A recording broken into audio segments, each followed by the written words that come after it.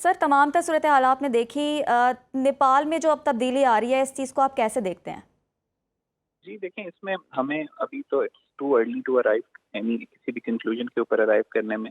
लेकिन इसके जो नेपाल के अंदर डेवलपमेंट हो रही है, इसको हमें थोड़ा-सा हिस्टोरिकल बैकग्राउंड इसका एटलीस्ट 1 साल से जो इंडिया का जो इंटरेस्ट है और इंडिया की जो लीनिंग्स है नेपाल की तरफ, वो किस कॉन्टेक्स्ट में जा रही हैं, वो देखना बहुत ज़रूरी है। अभी मार्च के अंदर ज्ञानेंद्रा शाह के जो प्रोटेस्ट उसने जो लीड किया नेपालीज़ गवर्नमेंट के खिलाफ, उसके अंदर हलाकतें हुई और उसको इंडियन इंटेलिजेंस एजेंसी ने बाकायदा तौर पे ऑन किया। उन्होंने कहा कि हम करवा रहे हैं, हम नेपाल की जो गवर्नमेंट है उसके खिलाफ प्रोटेस्ट करवा रहे हैं और हम इन्वॉल्व हैं उसमें। इस पे बाकायदा वो इंडियन जो एनालिस्ट हैं और इनके एक्स आर्मी ऑफिसर्स हैं, उनके बयानात मौजूद हैं। फिर उसके बाद अभी रिसेंटली एससीओ के अंदर जो नेपालीज प्राइम मिनिस्टर की या नेपालीज गवर्नमेंट की तरफ से जो चाइना जो इंडिया जो चाइना को पिच कर रहा था ट्रेड के लिए, जो लिपू लेख वाले पास की तरफ से वो जो रास्ता जाता है, तो उसके ऊपर उन्होंने बाकायदा अपना एहतजाज रिकॉर्ड कराया कि वो नेपाल का इलाका है। यूएई के अंदर नरेंद्र मोदी कुछ अर्सा पहले गए और वहां पे जाके जो नेपालीज माउंटेन रेंजेस हैं उसको वो कह रहे थे कि वो इंडिया के अंदर है, तो उसके ऊपर भी नेपाल की गवर्नमेंट ने प्रोटेस्ट किया। सो ये सारी जो चीजें हैं ये एड अप हो रही थी। एक रिफ्ट जो था वो नेपाल की गवर्नमेंट और इंडिया के दरमियान में था और इंडिया की इन्वॉल्वमेंट नेपाल में ये किसी के कोई अचंभे की बात नहीं है। इंडिया हमेशा से नेपाल के अंदर जो इंडियन इंटेलिजेंस एजेंसी उसका फुटप्रिंट बहुत ज्यादा रहा है and it is not just about Nepal.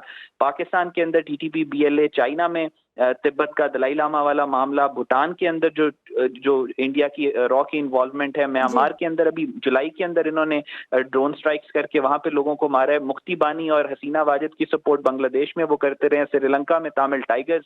So India पूरे खित्ते के अंदर एक एजेंट ऑफ इनस्टेबिलिटी है, जो पूरी इलाके में जो केओस और एनार्की होता है उससे अपने आप उससे फायदा उठाता है। नेपाल के अंदर भी जो आप सिचुएशन इस वक्त देख रहे हैं उसमें बहुत ज्यादा फुटप्रिंट है इंडिया का। अभी आप इंडियन मीडिया देख लें तो ये चीज आपको बाकायदा तौर पे वाजे हो जाएगी। And when there is a background as well और फिर इंडियन इन्वॉल्वमेंट हो, इंस्टेबिलिटी हो खित्ते के अंदर, तो इंडिया जाहिर है उसका फायदा उठाता है। नेपाल की जो डेवलपमेंट है वो हाईली आपको उसको उस लेंस से देखना पड़ेगा कि इंडिया वहां पे कितना इन्वॉल्व है। और अभी अब ये सिचुएशन थोड़ी सी क्लियर होगी तो मजीद इंडियन इन्वॉल्वमेंट सामने आएगी, लेकिन इसके ऊपर आपको इंडियन फुटप्रिंट बहुत ज्यादा नजर आ रहा है। तो सर, आपको किस तरफ हालात जाते हुए नज़र आ रहे हैं नेपाल के और भारत के इस इन्वॉल्वमेंट के बाद? देखें इंडिया पूरी कोशिश, अभी सिचुएशन इज स्टिल सिमरिंग, अभी सिचुएशन वॉलेटाइल है। इंडिया अभी जो है बहुत ज्यादा इसके इसके ऊपर बहुत ज्यादा हाइपर वेंटिलेटेड रिस्पॉन्स आ रहा है इंडियन मीडिया की तरफ से, या जो इंडियन एसेट्स हैं, इंडियन रॉ के जो एसेट्स हैं मीडिया में उनकी तरफ से।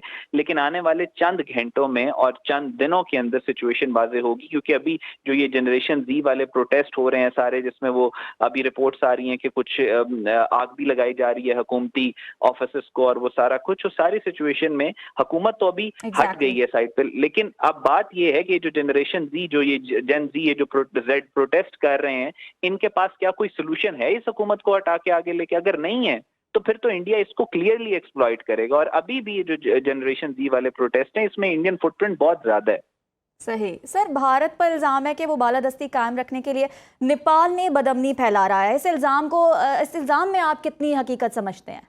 जी, मैंने अभी जैसे आपसे जिक्र किया कि बिल्कुल 100% इसमें सदाकत है। देखिए ये चाणक्य के मानने वाले हैं ना, चाणक्य का तो रिटन उसके उसकी किताब है जिसमें उसने लिखा हुआ है कि आपको अपने नेबर्स को कमजोर रखना होता है, केओटिक रखना होता है, ताकि आप फायदे में रहें। तो ये तो उसको मानने वाले हैं, तो खुल्लम खुल्ला पूरी इंडियन गवर्नमेंट कहती है कि हम चाणक्य नीति को फॉलो करते हैं। तो उसी हिसाब से नेपाल के अंदर भी स्टेबिलिटी इंडिया को सूट नहीं कर सकती। इसी वजह से अब खित्ते का कोई ऐसा मुल्क नहीं है, इंडिया के 6 नेबर्स हैं जिनके साथ वो जमीनी रास्ता शेयर करता है, सबके अंदर पॉलिटिकल इंटरफेरेंस और दहशतगर्दी इंडिया करवाता है।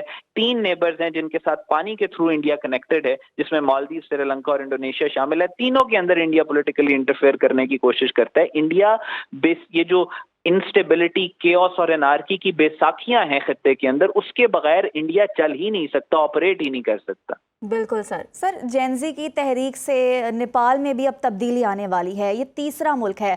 इस तब्दीली को आप कैसे देखते हैं? देखें, नेपाल के अंदर इस वक्त तब्दीली, इस वक्त क्या सिचुएशन, मैं फिर आपसे रिक्वेस्ट करूंगा कि अभी हमें ज्यादा इसके ऊपर कंक्लूजन्स के ऊपर नहीं पहुंचना चाहिए। सिचुएशन अभी बहुत वॉलेटाइल है, अभी चंद घंटे हुए हैं इस सारी सिचुएशन को, जी। सो अभी अब हमें आगे देखने। लेकिन नेपाल के अंदर इस वक्त जो केओस और एनार्की है, और बांग्लादेश के अंदर जो तब्दीली आई और अफगानिस्तान में जो तब्दीली आई, इनका आपस में कोई कंपैरिजन नहीं है। बांग्लादेश में 71 के बाद से जो जुल्म और जबर का निजाम मुफ्ती बानी ने कायम किया था, उसके खिलाफ एक अवामी प्रोटेस्ट था जिसके थ्रू तब्दीली, उसको कोई फॉरेन इंटरफेरेंस उसके अंदर शामिल नहीं थी। अफगानिस्तान के अंदर एक फॉरेन ऑक्यूपेशन था जिसके बाद अफगानिस्तान के लोगों ने हुकूमत संभाली, तो उसके अंदर भी कोई फॉरेन इंटरफेरेंस शामिल नहीं थी। लेकिन ये जो नेपाल के अंदर हो रहा है, इसमें बहुत ज्यादा फुटप्रिंट है आर्टिफिशियलिटी का और इंडियन इन्वॉल्वमेंट का, तो ये तीनों डिफरेंट है। बिल्कुल सर, आपने कहा कि फुटप्रिंट है भारत का, जाहिर सी बात है इन्वॉल्वमेंट है भारत की। तो नेपाल में सोशल मीडिया पर भारत मुखालिफ मुहिम कितनी फाल नजर आती है? जी, आपका आवाज कट गई थी, सॉरी सर, नेपाल में जाहिर सी बात है फुटप्रिंट है भारत का, तो आपको क्या लगता है नेपाल में सोशल मीडिया पर भारत मुखालिफ मुहिम कितनी फाल नजर आती है?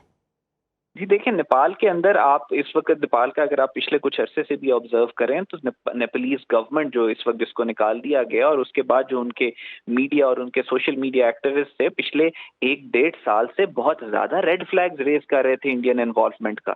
इंडियन इंटरफेरेंस को बड़े आड़े हाथों उन्होंने लिया था, चाहे वो पार्लियामेंट के अंदर जो नेपाल के इलाके के ऊपर कब्जा करके इन्होंने जो नक्शे इशू किए थे उसके ऊपर प्रोटेस्ट की बात हो, या जो ऑपरेशन सिंदूर वाला ड्रामा, और आपको याद होगा ऑपरेशन सिंदूर जो इंडिया ने किया और पाकिस्तान ने मुकाबले पे बुनियानुन मरसूस और मार्का हक लॉन्च किया, तो उसमें भी जो नेपाली सोशल मीडिया एक्टिविस्ट थे वो काला पानी के इलाके को लेकर उन्होंने पूरी कैंपेन बिल्ड की कि इंडिया ने हमसे वो छीना हुआ है और हम पाकिस्तान से कहेंगे कि अगर इंडिया जंग को मजीद फैलाता है तो हमें उसके ऊपर भी सपोर्ट। सोशल मीडिया के ऊपर वो सारी कैंपेन चली थी। तो जो नेपाली सोशल मीडिया है वो इंडियन इन्वॉल्वमेंट को, और इलेक्ट्रॉनिक मीडिया भी इवन इंडियन इन्वॉल्वमेंट को बहुत आड़े हाथों ले रहा है पिछले कुछ अरसे से।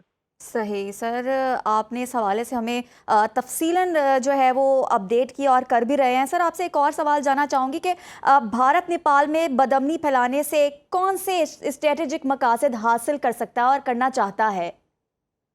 जी देखिए, वही स्ट्रेटेजिक मकासद जो इससे बांग्लादेश के अंदर 10 लाख दहशतगर्द क्रिएट करके हासिल किए थे, वही मकासद जो इसने म्यांमार के अंदर अभी जुलाई के अंदर जो ड्रोन्स अटैक करके हासिल किए थे, वही स्ट्रेटेजिक मकासद जो ये तिब्बत के दलाई लामा वाले सारे मामले से खित्ते में इंस्टेबिलिटी क्रिएट करके करना चाह रहा है, वही मकासद जो भूटान के अंदर पॉलिटिकल इंटरफेरेंस करके हासिल करना चाह रहा है, वही मकासद जो टीटीपी और बीएलए के और फितना अल खवारिज के थ्रू पाकिस्तान के अंदर हासिल करना चाह रहा है, वही उससे मुख्तलिफ और क्या करेगा नेपाल के अंदर।